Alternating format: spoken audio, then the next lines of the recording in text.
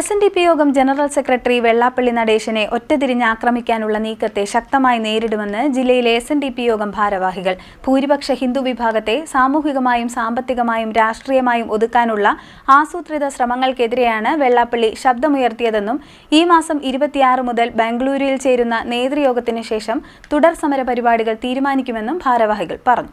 SNDP യോഗം general secretary Vellappally നടേശനെ ഒറ്റതിരിഞ്ഞ് ആക്രമിക്കാനുള്ള നീക്കത്തെ ശക്തമായി നേരിടുമെന്ന് ജില്ലയിലെ SNDP യോഗം ഭാരവാഹികൾ പറഞ്ഞു. കഴിഞ്ഞ 30 വർഷക്കാലം ഈ കേരളീയ സമൂഹത്തിലാകമാനം പരിവർത്തനം വരുത്തിക്കൊണ്ട് ശ്രീനാരായണ പ്രസ്ഥാനങ്ങളെ അജയ്യമായി നയിച്ചുകൊണ്ടിരിക്കുന്ന ബഹുമാന്യനായ SNDP യോഗത്തിൻ്റെ ജനറൽ സെക്രട്ടറിയും SN ട്രസ്റ്റിൻ്റെ സെക്രട്ടറിയുമായ ശ്രീ വെള്ളാപ്പള്ളി നടേശൻ അവറുകളെ ഒളിഞ്ഞും തെളിഞ്ഞും ഇരുന്നുകൊണ്ട് ഒറ്റതിരിഞ്ഞ് ആക്രമിക്കുന്നത് നമ്മൾ ഓരോരുത്തരും കണ്ടുവരികയാണ്.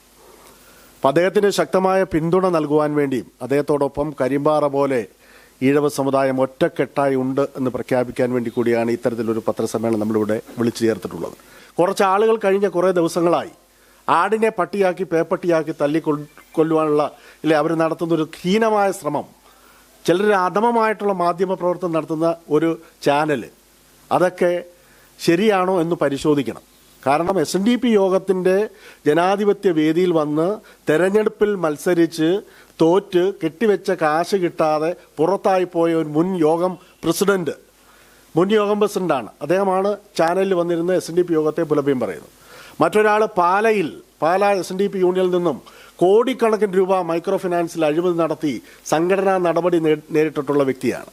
മുഖ്യധാര രാഷ്ട്രീയ പാർട്ടികളുടെ ന്യൂനപക്ഷ പ്രീണനവും മുസ്ലിം ലീഗിന്റെ വർഗീയ നിലപാടുകളും തുറന്നു പറഞ്ഞാൽ കേരളത്തിൽ ആരെയും വർഗീയവാദിയാക്കുന്ന സ്ഥിതിയാണ് ഉള്ളതെന്നും ഇവർ വാർത്താസമ്മേളനത്തിൽ പറഞ്ഞു. ഭൂരിപക്ഷ ഹിന്ദു വിഭാഗത്തെ സാമൂഹികമായും സാമ്പത്തികമായും രാഷ്ട്രീയമായും ഒതുക്കാനുള്ള ആസൂത്രിത ശ്രമങ്ങൾക്കെതിരെയാണ് വെള്ളാപ്പള്ളി നടേശൻ ശബ്ദമുയർത്തിയതെന്നും ഇവർ പറഞ്ഞു. ഈ മാസം 29 മുതൽ ബംഗളൂരുവിൽ ചേരുന്ന SNDP നേതൃയോഗത്തിന് ശേഷം ഇക്കാര്യത്തിൽ തുടർ സമരപരിപാടികൾ തീരുമാനിക്കുമെന്നും അറിയിച്ചു.